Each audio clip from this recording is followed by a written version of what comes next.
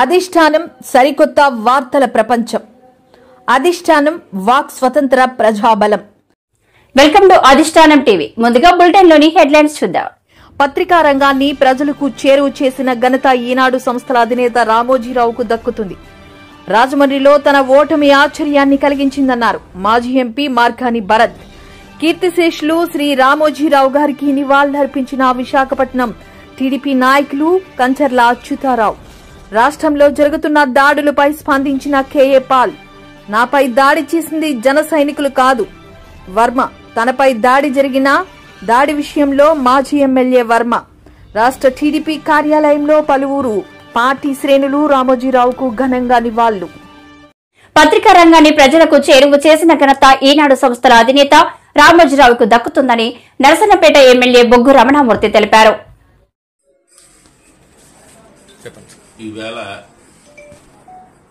ఒక నిండు చంద్రుడు పత్రికా రంగానికే గౌరవాన్ని తెచ్చిన వ్యక్తి రామోజీరావు గారు. ఎటువంటి ఒత్తిడిని, ఎటువంటి ప్రలోభాల్ని లొంగని వ్యక్తి పత్రికా రంగంలో రామోజీరావు గారు. ఈవేళ వారు దివంగతులు అవ్వడం బాధాకరమైన విషయం. ఇది ఒక చీకటి రోజు. ప్రతి గడపకి తెల్లవారిసరికే సమాచారం పంపించే వ్యవస్థ ఈనాడు యాజమాన్యం మొదట మన రాష్ట్రంలో కానీ మరి ఇతర పక్క రాష్ట్రాల్లో కానీ అందించే ఘనత. అలాగే ఈటీవీ ఈనాడు అన్ని భాషల్లో ప్రజానీకానికి అందించే కార్యక్రమం కానీ పత్రికా రంగమే కాకుండా సేవా రంగంలో కలిపి ముందుకి వెళ్ళి ఒక ఆదర్శప్రాయులైనారు. అటువంటి వ్యక్తి ఇవాళ చనిపోవడం బాధాకరమైన విషయం. ఇది చాలా ఇబ్బందికరమైన విషయం. కారణం ఏంటంటే అటువంటి వ్యక్తులు ఈ సమాజానికి ఎంత అవసరం. అటువంటి వ్యక్తి ఇవాళ మన మధ్యన లేకపోవడం, మరి అయినప్పటికీ అతని ఆశయాల్ని, అతని తాలూగా విధానాల్ని మనం అందరం నడవడికలో అలవర్చుకోవాలి. ముఖ్యంగా పత్రికా రంగంలో వారు ధ్రువతార. అతను ముందుకు తీసుకెళ్లి పత్రికలు అంటే ఏమిటి, మీడియా అంటే ఏమిటి, ప్రజల మధ్యకి ఎలాగ పంపించాలి, సమాజంలో ఉండే రుగ్మతలు కానీ, సమాజంలో ఉండే ఏవైతే మరి ఆలోచనలు కానీ పంపించి ప్రజల మనసుల్లోకి వెళ్ళిన వ్యక్తి రామోజీరావు గారు. వారికి నా తాలుగా నివాళులు అర్పిస్తున్నారు. రాజమండ్రిలో తన ఓటమి ఆశ్చర్యాన్ని కలిగించిందన్నారు మాజీ ఎంపీ మార్గాని భరత్. ఏపీ ఎన్నికల్లో ఓటమి తర్వాత మీడియా సమావేశం నిర్వహించారు. ఈ సందర్భంగా కూటమి నేతలపై కొన్ని కీలక వ్యాఖ్యలు చేశారు. గతంలో చంద్రబాబు నాయుడు గారు చెప్పారు ఈవీఎం ట్యాంపరింగ్లు జరిగినాయి అని. 2019లో ఈవీఎం ట్యాంపరింగ్స్ జరిగినాయి అని చంద్రబాబు నాయుడు గారు చెప్పారు. మరి ఇప్పుడు 2023లో 24లో మరి వాళ్ళు ఎన్నికయ్యారు కదా, మరి అప్పుడు జరగలేదా అని అడుగుతా ఉన్నా. ఈవీఎంస్ ఎప్పుడైనా ఒకటే కదా. ఒకసారి చంద్రబాబు నాయుడు గారు అన్న మాటనే ఒకసారి వారికే ఉదహరిస్తూ ఉన్నాం. ఇది కాకుండా నేను ఇందాక చెప్పాను కదన్నా, ఏదైతే ఇంకా ఎక్కువ సంక్షేమ పథకాలు ఈయన ఇస్తాడేమో అని తీసుకున్నారు. ఇది కాకుండా ఇప్పుడు కీలకమైన బాధ్యత కూడా ఎన్డీఏ కేంద్ర ప్రభుత్వంలో కనబడతా ఉంది. మరి కనబడతా ఉన్నప్పుడు మరి ప్రత్యేక హోదా కండిషన్ పెట్టాలి మరి లెక్క ప్రకారంగా. మరి ఎందుకు పెట్టట్లేదు? ఎందుకంటే గతంలో ఈయన ఎన్డీఏ నుంచి కూడా బయటకు వచ్చింది చంద్రబాబు నాయుడు గారు ప్రత్యేక హోదా ఇవ్వట్లేదనే కదా. ధర్మ పోరాట దీక్షలు కూడా చేశారు. మరి ఆయన పైన బాధ్యత ఉంది. ఇప్పుడు బీజేపీకి అబ్సల్యూట్ మెజారిటీ రాలా, వాళ్ళకి నంబర్స్ తగ్గినాయి. సుమారుగా 34 ఎంపీలు నంబర్స్ తగ్గినాయి. చంద్రబాబు నాయుడు గారిది, పవన్ కళ్యాణ్ గారిది 18 ఎంపీలు ఉన్నాయి. వీళ్ళు ఖచ్చితంగా డిమాండ్ పెట్టాలి, ప్రత్యేక హోదా డిమాండ్ పెట్టాలి.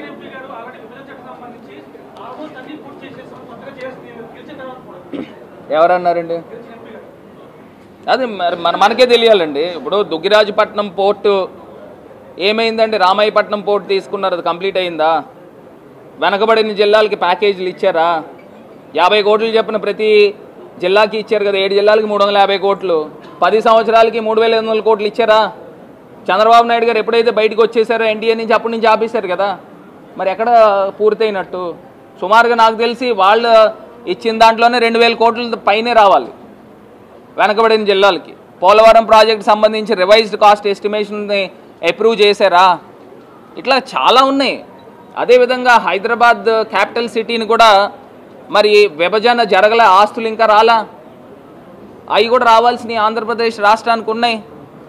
అంటే 10 సంవత్సరాలు అయింది, ఇంకా దీన్ని ఎక్స్టెన్షన్ చేయాలి, ఖచ్చితంగా చేయాలి.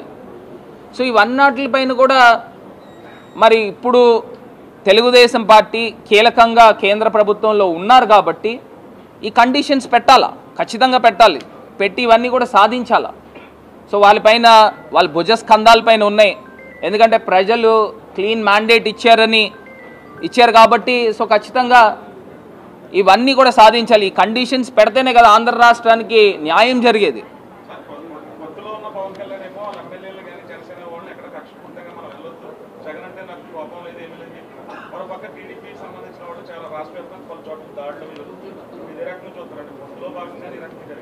అంటే ఒకటి, పవన్ కళ్యాణ్ గారు వాళ్ళ కార్యకర్తలకి వాళ్ళ నాయకులకి వీళ్ళందరికీ కూడా ఒక క్లియర్ ఇన్స్ట్రక్షన్స్ ఇచ్చారు. మరి ఆయన కూడా ఒక పరిణితి చెందిన నాయకుడి కింద కనిపిస్తూ ఉన్నారు. సో ఆయన వర్క్ చేస్తూ ఉన్నాడు, వాళ్ళ కార్యకర్తలు వాళ్ళని ఫాలో అవుతూ ఉన్నారు. మరి ఇదే తెలుగుదేశం పార్టీ వాళ్ళు ఎక్కడ పడితే అక్కడ విధ్వంసాలకి చేస్తూ ఉన్నారు. మరి ప్రజలు అన్నీ అబ్జర్వ్ చేస్తూ ఉన్నారు. ఇప్పుడు మా పైన రకరకాల నిందలు వేశారు కదా, మరి ఇప్పుడు వాళ్ళు చేసే కార్యక్రమం ఏంటి? అంటే ఇప్పుడు వాళ్ళు చేస్తున్నారనేగా. రాష్ట్ర టీడీపీ కార్యాలయంలో పలువురు పార్టీ శ్రేణులు రామోజీరావుకు ఘనంగా నివాళులర్పించారు. రాష్ట్ర అధ్యక్షులు అచ్చెన్నాయుడు ఆధ్వర్యంలో రామోజీరావు చిత్రపటానికి పూలమాల వేసి నివాళులర్పించడం జరిగింది. ఎందరో కుటుంబాలకు ఉపాధి కల్పించి ఆదుకున్న వ్యక్తి రామోజీరావు అని అన్నారు. రెక్కల కష్టంతో ఒక పెద్ద సామ్రాజ్యాన్ని సృష్టించినటువంటి వ్యక్తి రామోజీరావు. విలువలకి పట్టం కట్టి విలువలకి ప్రాధాన్యతనిచ్చే ఈటీవీ కానీ, ఈనాడు పత్రిక కానీ, అలాగే ఇతర భాషల్లో ఈటీవీ ఛానల్స్ కానీ అనేక రకాలుగా తెలుగు వారి ఖ్యాతిని దశ దిశలా వ్యాపించినటువంటి వ్యక్తి రామోజీరావు ఈరోజు లేకపోవటం తెలుగు జాతికి పూడ్చలేనటువంటి లోటు. ఈరోజు అటువంటి లోటుని తెలుగుదేశం పార్టీ జాతీయ అధ్యక్షులు మరి ఎన్డీఏ సమావేశాలకి ఢిల్లీ వెళ్ళినా ఇవాళ హుటాహుటిన బయలుదేరి హైదరాబాద్ వచ్చి ఆయన పార్థివ రామోజీరావు పార్థివ శరీరాన్ని ఘన నివాళులు అర్పిస్తూ, అట్లా ఇక్కడ రాష్ట్ర కార్యాలయంలో అచ్చెన్నాయుడు గారు, రాష్ట్ర అధ్యక్షులు అచ్చెన్నాయుడు గారి ఆధ్వర్యంలో మరి అందరూ కూడా లీడర్స్, ఎమ్మెల్యేలు, నాయకులు అందరూ కూడా బాధాతప్త హృదయంతో రామోజీరావు గారికి రోజు శ్రద్ధాంజలి ఘటిస్తూ చేసినటువంటి కార్యక్రమం.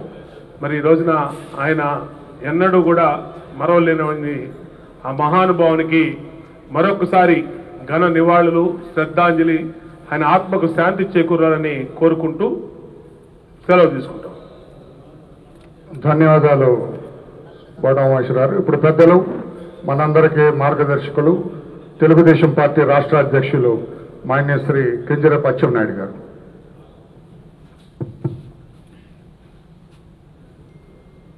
కీర్తిశేషులు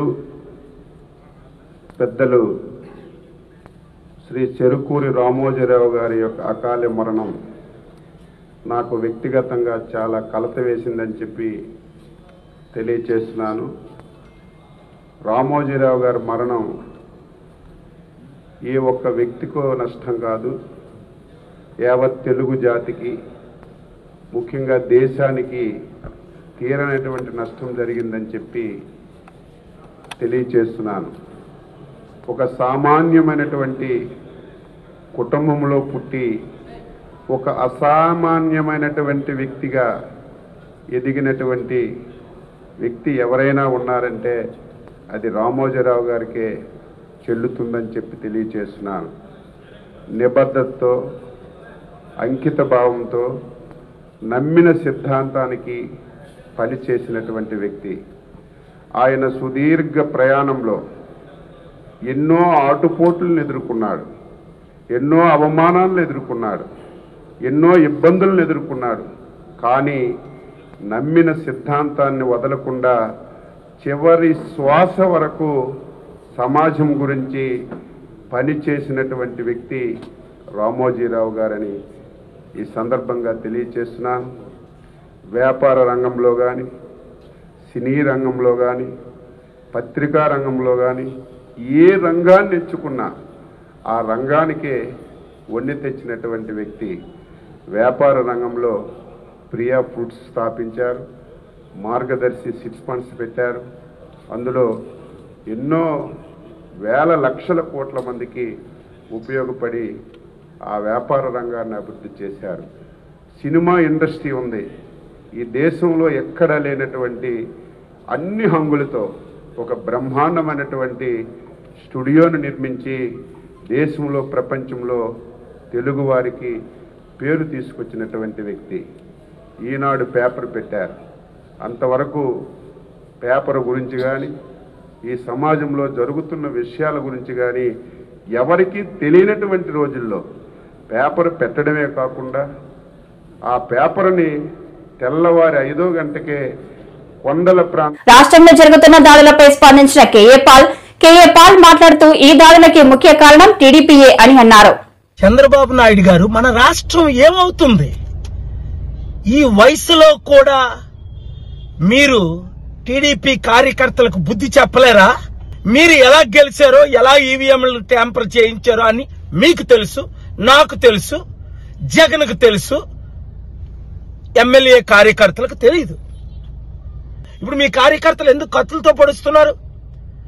లా అండ్ ఆర్డర్ మెయింటైన్ చేయలేని మీరు 6 నెలల్లో ముఖ్యమంత్రిగా ఉండరు. నేను చెప్తున్నాను వినండి. అభివృద్ధి బాటలో మనం వెళ్దాం. ఆంధ్రప్రదేశ్ను అమెరికా చేసినట్టు తీర్చిదిద్దాం. 100 అవసరమైతే 1000 కంపెనీలు తీసుకొద్దాం. కోర్టు నుంచి స్పెషల్ స్టేటస్ తీసుకొస్తాను. ఆల్రెడీ మోదీ గారి మీద ఒత్తిడి పెడుతున్నాం. ఎందుకు మనం చేయలేము అభివృద్ధి? ఇలాగ కొట్టుకు చంపుకుంటే ఎవడైనా వస్తాడా? ఇప్పుడు సుడాన్ గాని, వెనజువేలా గాని, జింబాబ్వే గాని ఎవరైనా కంపెనీస్ వస్తున్నాయా? చైనాలో ఎందుకు 1000 కంపెనీలు ఉన్నాయి? మన దేశం కంటే 8 రెట్లు అభివృద్ధి ఎందుకు చైనా జరిగింది? 100 దేశాలకు అప్పు ఎందుకు ఇస్తుంది? మీరు ఒక సీనియర్ లీడర్, ఏం బతుకొచ్చింది మీకు? మీ కొడుకు నడుపుతున్నాడా? ఇమ్మీడియట్ గా ప్రెసిడెంట్స్ రూల్ అయినా తీసుకురావాలి.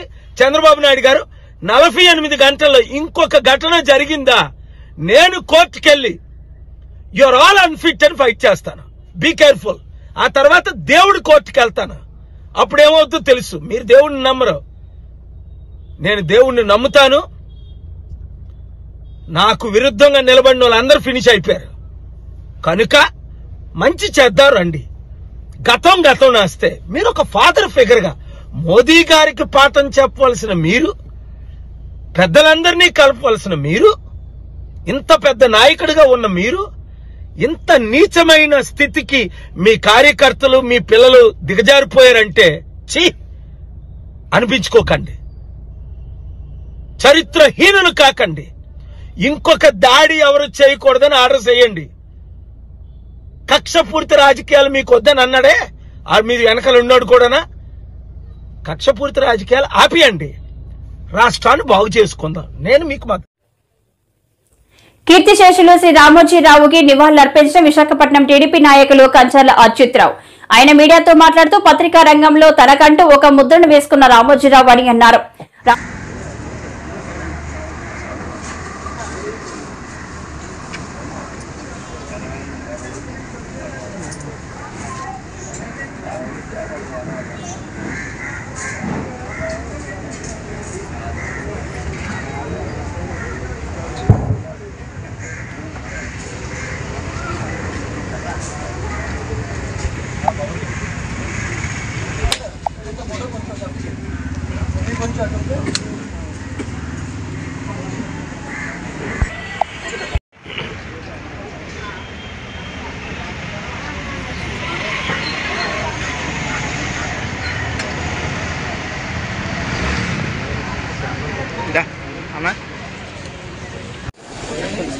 యావత్ భారతదేశానికి ఒక దిగ్భ్రాంతి కలిగించే రోజు. మరి పత్రికా రంగం అంటే మరి రామోజీరావు గారు అసలు ఈనాడు పత్రిక వచ్చిన తర్వాత ప్రతి మారుమూల గ్రామాల్లో కూడా ఎక్కడ ఏం జరుగుతుంది ఈ రాష్ట్రంలో కానీ ఈ దేశంలో కానీ మన ఊర్లో కానీ ఏమైనా ఏం జరుగుతుంది అనేది తెలియాలి అంటే ఈనాడు పేపర్ అనేది వస్తే కానీ మనకి ఏ విషయం తెలియదు అనే ఒక నానుడిని తీసుకొచ్చిన మహామనిషి. మరి ఎన్నో ప్రయాసాలకు వచ్చి ఆ పత్రికను అతను ఒక్క ఆంధ్రప్రదేశ్లోనే కాకుండా దేశం మొత్తం మీద ఆ యొక్క ఈనాడు పేపర్ని అలాగే ఈటీవీ ద్వారా అంటే పూర్వం ఎక్కడైనా లాస్ట్ 15 years 20 years బ్యాక్ కానీ వెళ్తే ఎవరైనా ఇంట్లోనూ చూస్తే సాయంకాలం 7 గంటలు అయ్యేటప్పటికి ఈటీవీ ఇది ఈటీవీ అని చెప్పని వచ్చేది. మరి అలాంటి ఎన్నో పనులు ఆయన మంచి పనులు చేయడం జరిగింది. అలాగే రామోజీ ఫిల్మ్ సిటీ ప్రపంచంలోనే ఈరోజు షూటింగ్స్ చిన్న నిర్మాతలు మాలా నిర్మాతలు అందరూ కూడా సినిమాలు ఈరోజు హ్యాపీగా తీసుకుంటున్నారంటే దానికి కారణం ఆయన రామోజీ ఫిల్మ్ సిటీ అని చెప్పి ఆ రామోజీ ఫిల్మ్ సిటీని ఆయన నిర్మాణం చేయడం. మరి ఆ ల్యాండ్ పూలింగ్ దగ్గర నుంచి ఆ ఫిల్మ్ సిటీని డెవలప్ చేసినంతవరకు ఎన్నో కష్టాలు పడ్డారు ఆయన. మరి వ్యాపార రంగంలో ఎన్నో ఒడిదుడుకులు ఎదుర్కొని ఏ వ్యాపారం చేసినా అతనికి తిరుగులేదు అనే ఒక మంచి పేరుని తెచ్చుకొని ఆయన ఈ వ్యాపారాలన్నీ మంచి పద్ధతిలో నడిపించడం జరిగింది. ఇక ఎన్నో కుటుంబాలు మార్గదర్శి పేరు చెప్తే చాలామందికి ఎప్పటికి కూడా మంచి. నాపై దాడి చేసింది జన సైనికులు కాదు, వర్మ తనపై జరిగిన దాడి విషయంలో మాజీ ఎమ్మెల్యే వర్మ స్పందించారు. టీడీపీ నుంచి వెళ్లిపోయిన 25 మంది వ్యక్తులు ఈ దాడికి పాల్పడ్డారని చెప్పారు. జనసేనకు ఈ దాడికి సంబంధం లేదని స్పష్టం చేశారు. సీసాలతో ఇటుకలతో తన కారుపై దాడికి తెగబడ్డారని అన్నారు. పవన్ కళ్యాణ్ గారు లాంటి సభ్యత పద్ధతి ఉన్న మనిషి దగ్గర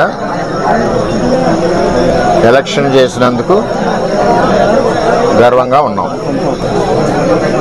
ఆయన దగ్గర నుంచి కానీ 2009 జనసేన పార్టీ దగ్గర నుంచి కానీ మాకు ఏ విధమైన ఇబ్బందులు లేవు.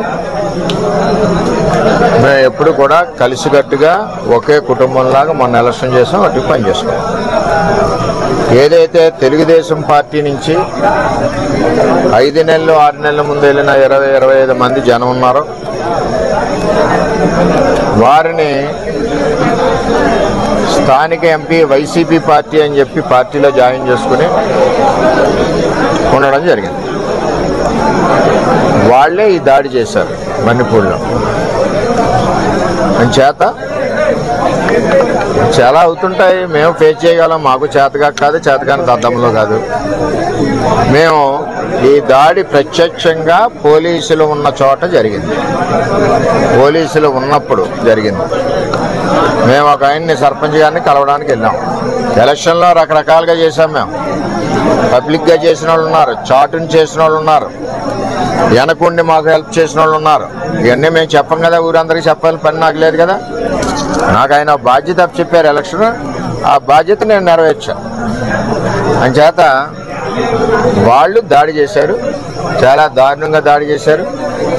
అందులో మా కారులో మండల పార్టీ ప్రెసిడెంట్ గారు ఉన్నారు, ఎక్స్ జెడ్పీటీసీ ప్రసాద్ గారు ఉన్నారు, ఇంకో ఎక్స్ జెడ్పీటీసీ బర్లప్పారావు ఉన్నారు, ఇంకో ఆయన ఎక్స్ ప్రెసిడెంట్ నాగు ఉన్నారు, ఇంకో ఆయన పార్టీ ప్రెసిడెంట్ శివ ఉన్నాడు. ఎంతమంది ఉండగా సడన్గా సీసాలు, ఇటుక బెడ్లు, ఇది మండలంలో ఒక ప్రాక్టీస్ అయిపోయింది. ఇది వరకు సాయి ధర్మతేజ్ గారి మీద కూడా ఇదే దాడి చేశారు. ఆ దాడి చేసినప్పుడు సరైన చర్యలు పోలీస్ యంత్రాంగం తీసుకోలేదు. ఆఖరికి వాళ్ళు వెళ్ళిపోయాక దాడి జరిగిందన్నారు తప్పితే వాళ్ళు ఉండగా దాడి జరిగి దెబ్బలు తగిలితే వాళ్ళు వెళ్ళిపోయాక దాడి జరిగిందన్నారు. సరే, ఇదంతా కాంట్రవర్సీ ఎందుకని మేము మాట్లాడుకుంటున్నాం. ఇది నన్ను చంపడానికి కుట్ర జరిగింది. ఎందుకంటే నాకు కూడా కార్యకర్తలు, ఊళ్ళో కార్యకర్తలు కూడా 150 మంది కూడా ఉన్నారు కాబట్టి ఇవన్నీ సీజన్ బ్యాంకులు, ఒళ్ళంతా కారులో ఇటుక బెడ్లు, 2-3 గాయాలు, ఇవన్నీ జరిగినాయి. సరే చూద్దాం ఏమవుతాం. ఇవన్నీ ఇటువంటి పిరికి బంద చర్యలకు భయపడేది ఏమి ఉండదు. వర్మ ఎప్పుడు కూడా 22 ఏళ్ళ నుంచి ఉన్నాడు, ఎప్పుడు కూడా ఇటువంటి వ్యవహారం జరగలేదు. ఈ సంస్కృతి పిఠాపురంలో ఇప్పుడే వచ్చింది. ఇప్పుడు వరకు పిఠాపురంలో ఇటువంటి సంస్కృతి లేదు. చట్టం ఉంది కదా.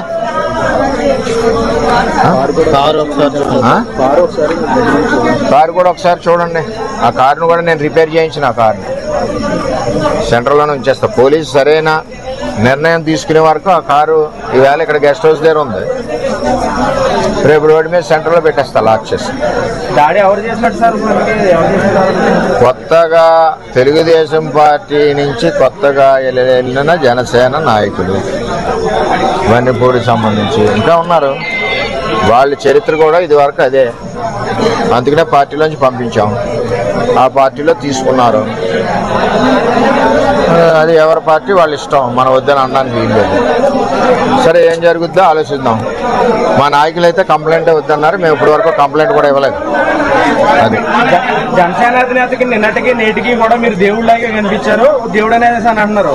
ఇప్పుడు జనసేన సైనికులు కానీ నాయకులు కానీ విధమైన చర్యలపై తమరు ఏ విధమైన జనసేన నాయకుడికి కానీ 2009 జనసేన తమ్ముళ్ళకి కానీ మాకు కానీ ఏ విధమైన ఇబ్బందులు గొడవలు లేవు. అంతా కుటుంబంలా ఉన్నాం. ఏదైతే తెలుగుదేశం పార్టీ నుంచి వెళ్ళిన నాయకులు ఉన్నారో 20-25 మంది వాళ్ళందరూ మా పార్టీ కార్యకర్తల మీద దాడులు చేస్తున్నారు. మా మీద దాడి చేస్తున్నారు. నా మీద ఫస్ట్ టైం ఈ విధంగా చేస్తూ ఉన్నారు. చట్టం ఉంది కదా, చూద్దాం. మా నాయకులైతే ఇప్పుడు వరకు కంప్లైంట్ ఇవ్వలేదు. నాయకులు మా మండల పార్టీ ప్రెసిడెంట్ గారు ఇల్లు చూసి కంప్లైంట్ ఇవ్వాలా. మరి అందరూ కూడా బుద్ధి చెప్పేవాళ్ళు అందరికీ చేతనవుద్ది కదా. ఏం చేయాలన్నది వాళ్ళు నిర్ణయిస్తారు. బలంగా పెట్టి మీరు పవన్ కళ్యాణ్ గారు నిర్దేశంలో కీలక పాత్ర వహించారు. ఈ రోజు మీరే చెప్తున్నారు ప్రాణాలు కూడా తీయబోయారని చెప్పి అదే జనసేన కార్యకర్తలు వన్నిపూడి గ్రామంలో అంటున్నారు. ఇక్కడ సవరణ జనసేనలోకి తెలుగుదేశం పార్టీలోంచి వెళ్ళిన జనసేనకి వెళ్ళిన కొత్త జనసేన కార్యకర్తలని చెప్తున్నాను. ఇది ఎంపీ గారి గ్రూప్. ఇది ఆయన ఇప్పటి నుంచి కాదు, 8 నెలల నుంచి వీళ్ళ ద్వారా తెలుగుదేశం పార్టీ మీద పోరాడుతూ ఉన్నాడు. జనసేన బలానికి పనిచేయలేదు ఆయన ఎప్పుడు. అయినా మేము అతనికి కూడా సిన్సియర్గా ఓటు అడిగాం. అది తెలుగుదేశం పార్టీ సంస్కృతి. అది మీకు మినిస్ట్రీ రాకుండానే ఎలాంటి కొన్ని ఆరోపణలు చేస్తున్నారు. ఏమండి, ఎవరు ఎన్ని కుక్కలు మురిగినా నాకేమీ ఇబ్బంది లేదు. నేను ఎవరికి భయపడే మనిషిని కాదు. 22 ఏళ్ళ నుంచి ప్రజల్లో ఉన్న మనిషి.